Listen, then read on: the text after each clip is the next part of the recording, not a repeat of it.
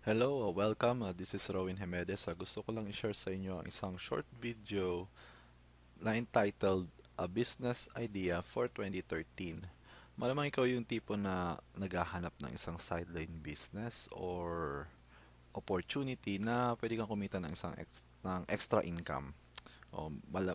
For sure, itong video na to pwede matulungan ka. 'Di ba? So, start na tayo. Hindi na ako magpapaligoy-ligoy pa. Umpisahan ko to sa isang reality.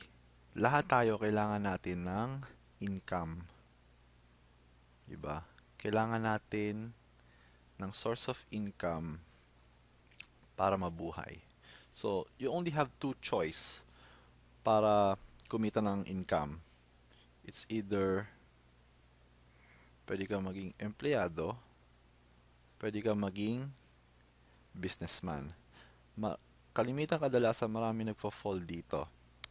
Majority nagiging empleyado. Pero ang reality is hindi ko naman sa nilalahat, kalimitan, kadalasan, yung mga sinesweldo ng empleyado is kulang pa dun sa pangangailangan natin, 'di ba?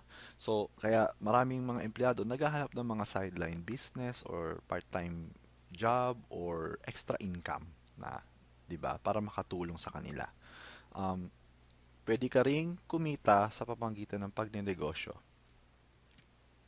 'Di ba? Alam naman natin lahat na ang kumikita at mga yumayaman is mga negosyante. Kalimitan kadalasan mga incheck, 'di ba? Malamang may magre-react diyan na yung mga nag-abroad din naman na empleyado, na OFW, malaki rin naman ang kinikita nila.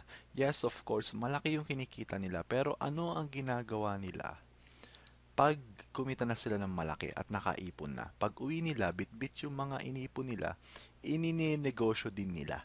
'Di ba? Kasi kung hindi nila ininegosyo 'yon, mauubos yung mga inipon nila. Paano kung tumanda na sila, naubos yung pera? At wala silang nagulat na sila, wala silang na-invest na negosyo o kung ano man, 'di ba? Babalik ulit sila sa abroad at magtatrabaho. Paano nga kung matanda na, 'di ba? Hindi na kaya magtrabaho. So bottom line, isang magandang opportunity rin ang pagnenegosyo.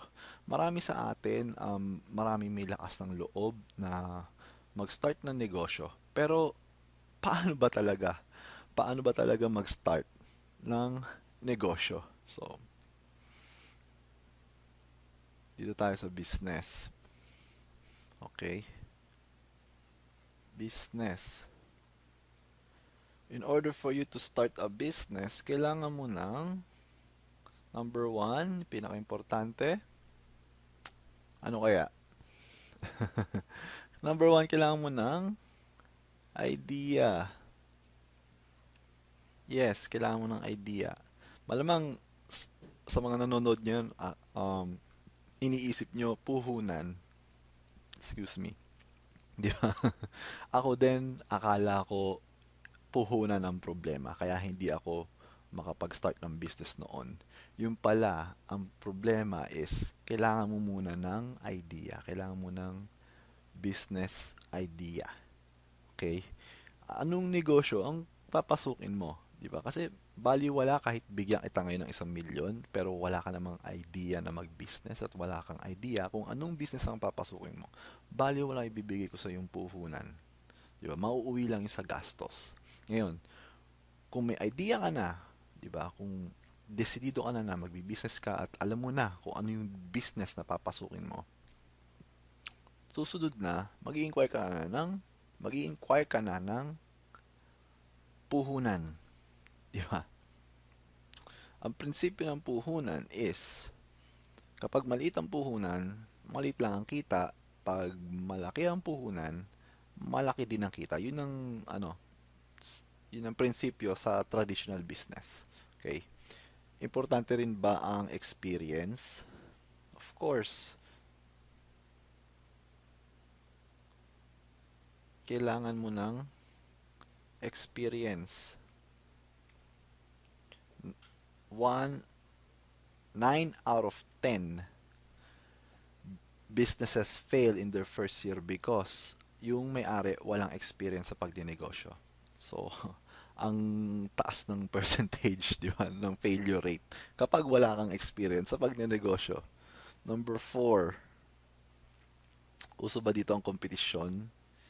Yes, usong-uso. Just imagine na lang, kung may McDo, may Jollibee, kung may 7-Eleven, may Ministop, kung may SM, may Robinson, kung may Shakey's, may Pizza Hut, kung may Dunkin' Donuts, may Mr. Donut.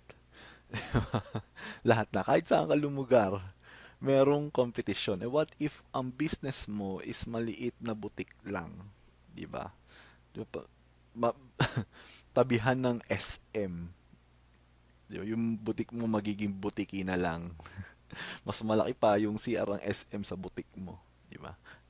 Pansinin mo pa ano, mas most common 'yan sa mga probinsya, 'di ba? May mga maliliit na butik pero once na nagtayo ng SM sa probinsya, lahat 'yon nalulugi, nagsasara, 'di ba? Kasi yung mga butik, mga maliliit na isda yan, pero pag once natabihan niya ng malaking isda, which is established na business, kakainin lang yan.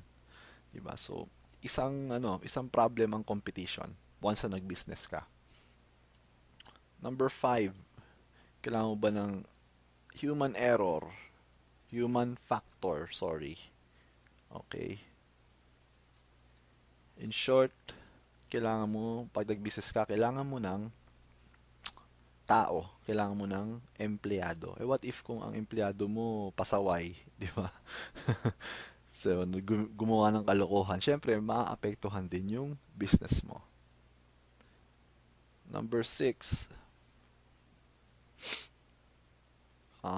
location. Importante yung location.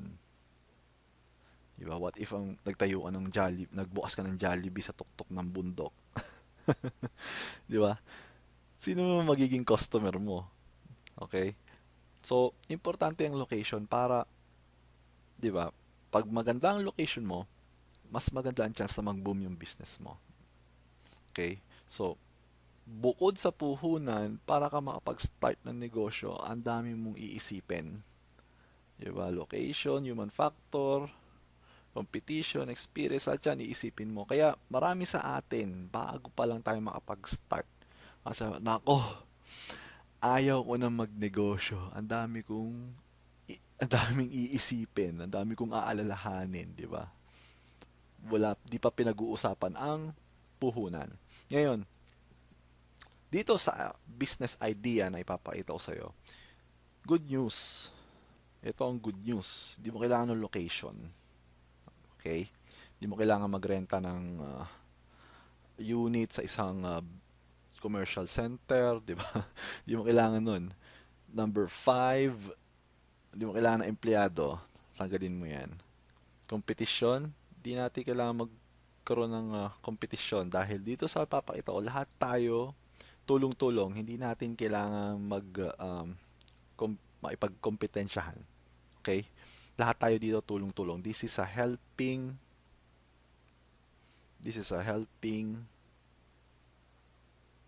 business. Okay? Number 3, hindi mo kailangan ng experience. Witness ako, marami akong nakitang tao pumapasok sa gantong negosyo. Walang experience sa pagnenegosyo. Walang experience sa sales, walang experience sa marketing, pero nagagawa nilang maging successful. Ang kailangan mo lang dito is good learning attitude. Diba? Kung once na may good learning attitude ka, makikinig ka eh. Then, once na nakinig ka, magkakaroon ka ng knowledge, and then yung knowledge, a-apply mo na lang. Susundin mo na lang yung ano yung tinuro sa'yo at panigurado magkakaroon ka ng resulta. Number 2, di mo kailangan di mo kailangan mamuhunan ng malaki. Especially, di mo kailangan ng malaking puhunan. Kailangan mo lang maging customer. Okay? Yan. So, ano yung business idea na yon? Okay?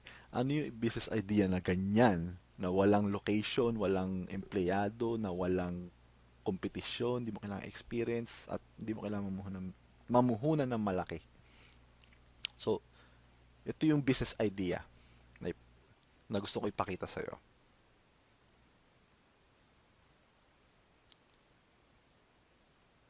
Okay. A great business idea, which is product distribution business slash direct selling slash multi-level marketing slash network marketing. Malamang ang sinasabi mo ngayon, ay nako, alam ko na yan. Alam ko na yan, papakita mo sa akin. Kung talagang alam mo na to, dapat ikaw na mismo ang nagpe-present. 'Di ba? Ikaw na mismo ang nagse-share ng business na to, ikaw na ang gumagawa ng gantong video kung talagang alam mo talaga tong negosyong to. Baka narinig mo lang, 'di ba? Pero hindi mo talaga alam kung paano gawin. Baka ganun yung perception mo. Okay. Um, Good news is this is one of the fastest currently. This is one of the fastest growing business model in the world today, and is tawag dito, and it is recommended ng mga established business people like Donald Trump, um, Bill Gates, Robert Kiyosaki, um, marami pang iba. Marami pang mga notable business person ang talagang nire-recommend na kung gusto mo magnegosyo sa panahon ngayon, ito ang pasukin mo. Okay?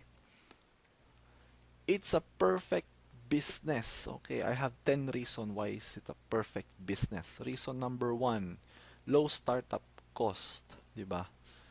Anong average? Bigyan kita ng average kung magkano ang nilalabas sa puhunan. Actually, ano lang, membership fee lang. Aga-average siya ng 10,000 pesos. 'Di ba? Malamang inisip mo, malaki ang 10,000 negosyo, 'di ba? Saan ka nakakita 10,000 tatayuan ng negosyo? 'Di ba? Hindi mo ikakahirap ang 10,000 pero pwede mong pagkakitaan 'yon. O, dito lagi isipin mo, yung 10,000 na ilalabas mo kung ano mang halaga na ilalabas mo, hindi naman yun gastos kundi puhunan para ka makapag-start ng business at babalik din yun sa'yo. Okay? Hindi mo ikakahirap pero pwede mong pagkakitaan ng pera, pwede mong ikayaman. Reason number 2, low overhead cost. Ano yung pag sinabing overhead cost? Ito yung mga gastos mo sa negosyo. Once na nag-business ka, ito yung mga gastos mo. Ano yun? Payroll sa empleyado, warehousing, accounting, logistics, utilities, tubig, kuryente, renta, 'di ba? Yun yung overhead cost sa gantong klaseng negosyo. Low overhead, super nga. Hindi nga low super low overhead cost. Okay, madaling i-manage. Reason number 3, portable. Diba? Hindi mo, gaya nga nasabi ko kanina, hindi mo kailangan ng pwesto. Hindi mo kailangang mag-rent. Hindi mo kailangan alalahanin yun. It's portable. It's synonymous to business in a box. Instant negosyo. Yun sa mga um, tawag dito, sa mga names niya. Reason number 4, you can start part-time. So, kung ikaw yung tipo na empleyado, you work 9 to 5 job, you can start part-time. Everybody start part-time here, lalo na ako. I'm doing this business right now part-time. Okay? Alright. Reason number 5, be your own boss. Hindi ko ibig sabihin na magkakaroon ka ng empleyado. Be your own boss, meaning you have your own time, you have your financial freedom, time freedom, magagawa mo ang gusto mo, walang kokontra sa'yo, at makakapunta ka kung saan lugar, 'di ba? Yun yung be your own boss. You are free. Okay? Once na ini-start mo siya ng part-time at gradually nahihigitan na ng income mo sa business, yung income mo sa employment, mari posible ma-reach mo to, be your own boss, yung freedom. Okay? Reason number 6, leveraging. Ano tong leveraging? It's leveraging is distributing your time and effort through others. Gusto ko lang i-explain tong leveraging ng mabilis. Okay. For example, leveraging. Ikaw to, di ba? Dito sa business na to, um, i-distribute mo yung effort mo at time mo sa iba. Okay? Ayan.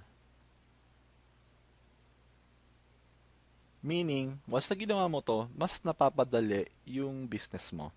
So, halimbawa, pumunta ka dun sa job mo at sila, habang ginagawa mo yung job mo, sila, nagbi-business sila, nagbebenta ng produkto, okay, di ba? Nagkakaroon ng customer, meaning kumikita ka. Habang nagtatrabaho ka, at yung iba gumagawa ng business, kumikita ka. Yan yung tinatawag na leveraging. At sa ganyang paraan, magkakaroon ka ng exponential income. Mas napapadali. Sa umpisa, pag nag-business ka, pag nag-start ka ng business na to, yes, normal lahat nag-umpisa sa maliit na income, pero once na ginawa mo tong leveraging, malaki ang chance na magkaroon ka ng exponential income. Bigla ang laki ng income. Maram talagang hindi siya theory, nangyayari talaga siya. Okay?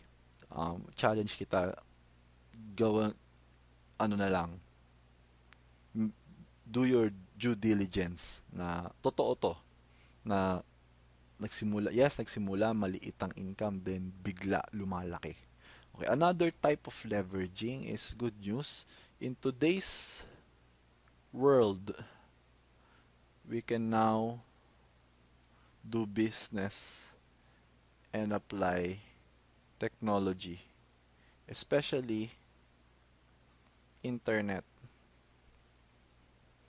Ito sa mga ina-apply ko sa business na to ngayon.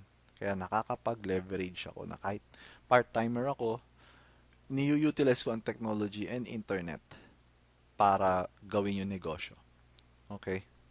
Kagaya nito, di ba? Ito yung classic example. Nanonood ka nga, I don't know kung saan ka nanonood, sa YouTube, Facebook, Twitter, hindi ko alam.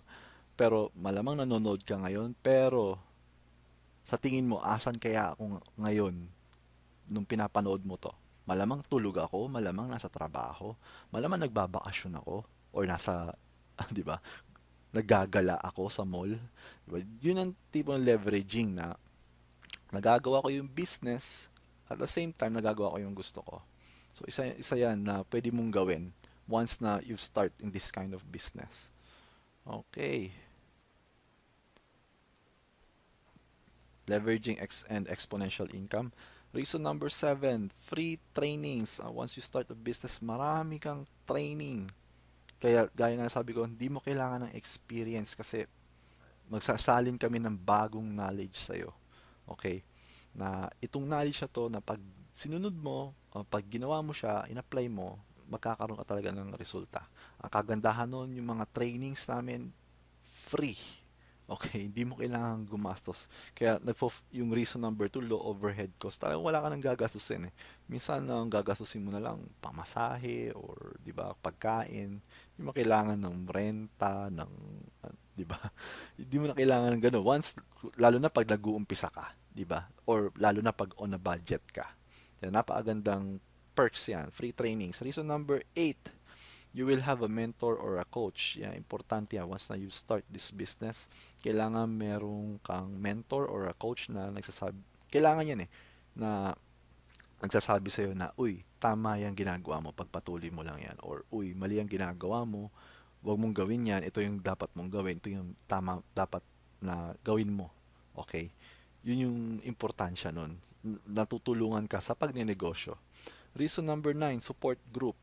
If you gaya nga sabi ko, this is a helping business. Hindi, walang kompetensyahan dito. Lahat tulong-tulong para ma-reach yung goal at magkaroon ng resulta. At ang pinaka-importante sa lahat, reason number 10, proven system. merong sistema. Anong ibig sabihin ng sistema? A system is nothing more than a standardized set of tools and instructions to follow in order for a business to run properly. Ibig sabihin, wala ka pa sa negosyong to, may sistema na pag once na pumasok ka, yung sistema mo, step by step, susundin mo na lang. Ganun, ganun, ganun kadali. Step by step. Okay? Na gagawin mo na siya at pag sinunod mo yung sistema, for sure, panigurado, magkakaroon ka ng resulta. Okay? So, right now, anong business? Actually, maraming network marketing companies, but right now, currently, I'm involved in one of the top home-based business opportunity in the Philippines. Okay, hindi sa panagmamayabang pero it's true. Ang pangalan is Royal. It's a company started 2006. So magsa 7 years na this June yung Royal, and with proven track record, nakapag-expand na mula Pilipinas hanggang Taiwan to Dubai. Marami na natulungan, marami nang natulungan ng mga tao na nag-venture sa business na to. Okay, so ang products na pinupush ng Royal is health, wellness, and beauty products. Okay, so sa madaling sabi, we distribute or we are distributors of health, wellness, and beauty products. Okay, gusto ko lang i-share sa inyo. Talaga bang may kitaan sa Royal? Okay, since I started in January, yes, kumita na po ako. Ito yung isa kong kita sa isang account. Makikita mo, 8,000. Okay, part-time ginagawa yung business. Right now, I'm a registered nurse. Very hectic ang schedule ko. Kahit kahit ganun ka-hectic at ginawa ko ng part-time, nagkakaroon pa rin ako ng income, extra income. Imaginein mo, imagine mo na lang to, kumikita ako sumisweldo ako as a nurse, then kumikita ako dito sa Royal. Di ba, pwede ko na bang gawing, yung income ko dito sa Royal, pwede ko na bang gawing savings? Di ba? 8,000. Ito yung sa isang account ko. 3,000 humahabo do sa 8,000. Pwede diba itong dalawang to savings? Diba? And since sabi ko nga, nagpupush kami or nagdi-distribute kami ng health, wellness, and beauty products, of course, nagre-retail kami. Doon sa dalawang pictures na pinakita ko sa'yo, wala pa dyan yung kita ko sa retailing. Ito yung sample na makita ko sa retailing. By the way, kung nagtataka ka bakit dollar sign yan, of course, I'm based in the United States. Wala po ako sa Pilipinas. I'm in the United States of America. I'm working as a registered nurse, and part-time ginagawa ko itong business na to. Okay? So, ito yung kita ko sa retailing in dollars, pero kung i-convert mo siya sa peso, malaki din. Diba? Nag-average ng 4 figures. Diba? January, 3 times a month or twice to 3 times a month kumikita ako from retailing.